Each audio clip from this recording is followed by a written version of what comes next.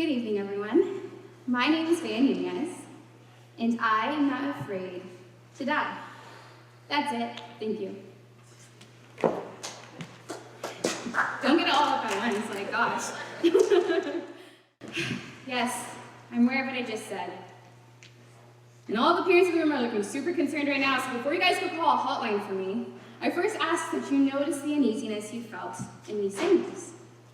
By a show of hands, real quick, how many of you guys initially felt uncomfortable by this statement? A little bit? Yeah, I see. You guys are sweet. Thanks for caring. So, we're going to revisit this feeling in a bit, because it's extremely important. But first, I'm going to explain a little bit about myself and why you would even care about my fearlessness of death. So, I'm a high school senior. Thank God. I love smoking. Just my time has come to an end. A lot of people know me as energetic and outgoing and social, and I talk too much, apparently. It's kind of a problem.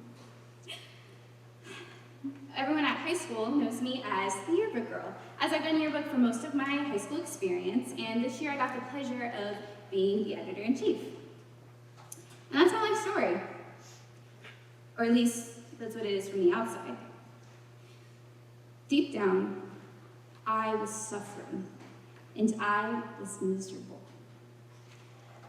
But no, you would never know this. No, because I was the confident one. I was the outgoing one. I was the outspoken one. And so, I continued under this mask, and it was just how I got by.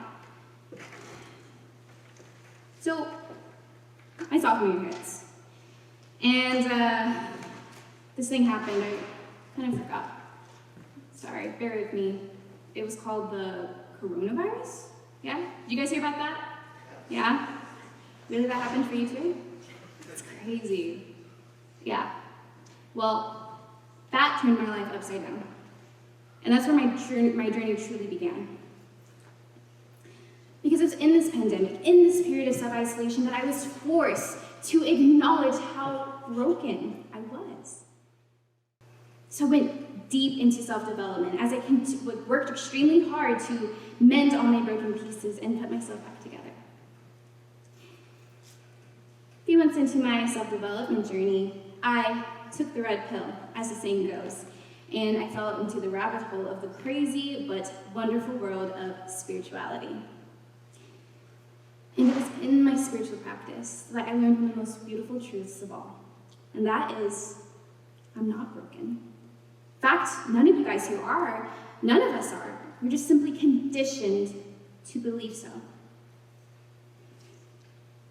But despite knowing the best way to make a morning routine, or how to meditate or astral project, or even this one right here, how to manifest your dream life, I still, knowing that I wasn't, felt broken.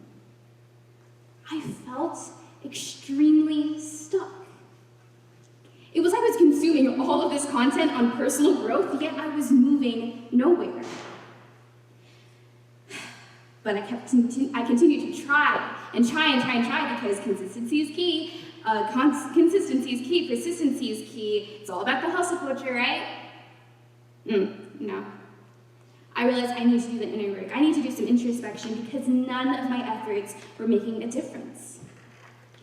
So, what was the verdict? I realized that I was afraid to die. Now, of course, not in a physical sense, but rather I was afraid to let go of the version of myself that no longer aligned with the version that I wanted to be. In fact, I found myself giving more energy and staying stuck than actually moving forward. And I'm not the only one who does this. With New Year's just being a few months ago, the infamous study done at the University of Scranton showed us that only 8% of people who set resolutions actually achieve them. Only 8%. That's insane. Before we continue, though, I want to throw the ugly excuse of privilege out the window. Because some of the most amazing people to ever walk this planet did it at their lowest point, whether that was financially, mentally, physically, or emotionally. So So now, looking at the statistic at its face value, we have to question how this 8% of people were able to become successful versus the 92 others who are still chasing for that change. We as human beings are more than capable and have a limitless potential, yet a lot of us can't seem to get it right.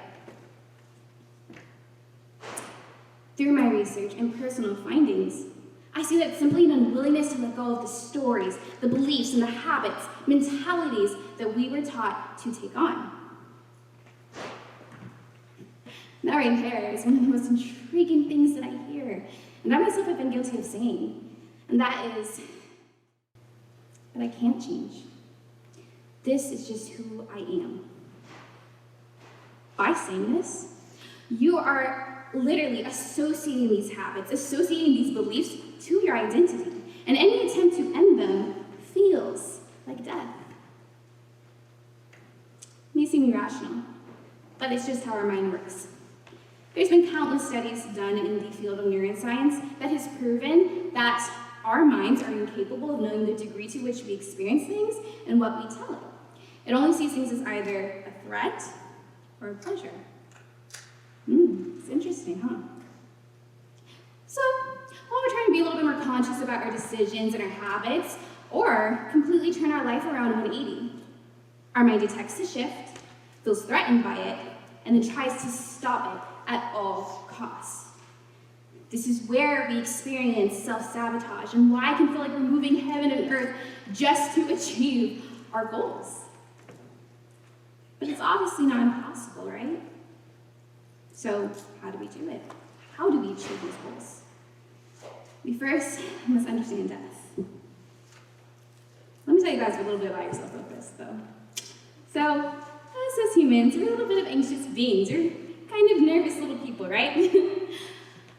We do everything in our power to create safety, or at least an illusion of it. Because, honestly, that's what it is most of the time. It's just an illusion of safety. And we do this through logic, through planning, through facts, through trying to predict our future based off our past. That one's a little weird. We do this, again, for the sense of security, the sense of comfort. And that, my friends, is exactly why death scares us so much. We know nothing of death. We can't plan for it. Nobody comes back to tell us what it was like. My goodness, I wish. I bet we all do. Furthermore, we all die in our unique ways. It's not one size fits all. So, I realized, after contemplating it for some time, we're not scared of death. No, we're not scared of death at all. We are scared of uncertainty. We're scared of change. That's something we experience during this lifetime. Granted, some of us more than others try to resist it, but we all inherently don't like it. And so, I truly believe that death symbolizes change, it symbolizes uncertainty, but you guys know what else is associated with death? Pain.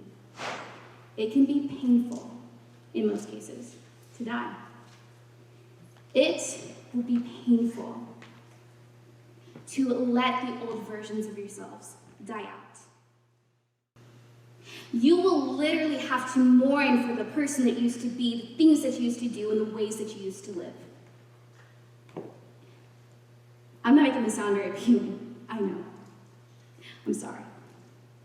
Actually, I'm not sorry. Because it is so necessary to die, because how else are you supposed to call in the new opportunities, the new accomplishments, if you are literally holding on to the old by a death grip, no pun intended. You cannot be reborn without first dying. Simple as that.